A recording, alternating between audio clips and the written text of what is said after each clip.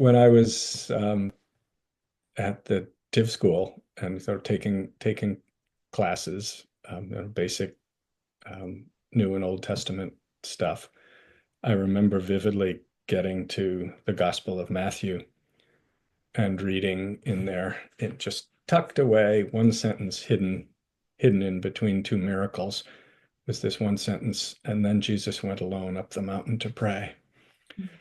And I read that and I said, well, of course. Why don't they teach us this? Mm, Why don't they teach us that?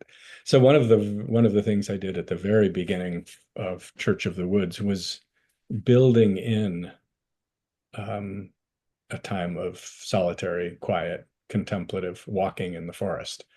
So the way the service works is there are readings and then a short homily, and then everybody goes off alone into the woods. I mean, we're already in the woods, but sort of goes off in kind of a short period of just communion, literally communion with the land.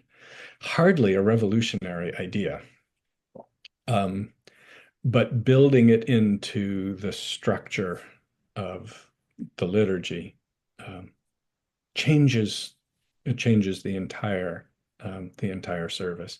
Likewise, at the end, offering communion to the earth changes the entire structure. So these are um, I don't know, hardly new or revolutionary ideas, but they transform people's experience of that of the sacrament and the liturgy as intermediaries between not only humans and the divine world, but humans and the natural world. So there are a lot of just really simple, really simple practices. The idea that the land itself, this is kind of the foundational idea of Church of the Woods, the land itself is the sacred space. We're not walled off from the rest of life, but this is the original, still, and deepest and truest sacred space simply because it's here and filled with love and life. So there's kind of all of those, you could call it liturgical um, reasons. But the other thing is that direct encounters with um, with the divine, with God, however one wants to label that. And increasingly, I find myself returning to saying there's a fundamental transformation of human beings that happens when we come into contact with the mystery of the divine. And it changes us. And that is certainly how this whole thing began for me. It was nothing, it was nothing rational about it. I was I was claimed, and the form it took for me, I was claimed by a God who shows up in Christian garb, and it utterly transformed my life.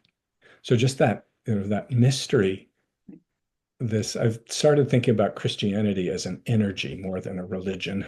mm, And it's not the only one, of course, but there's an energetic presence, an energetic signature of Jesus or Mary or St. Francis that touches people and changes them invisibly from the inside out.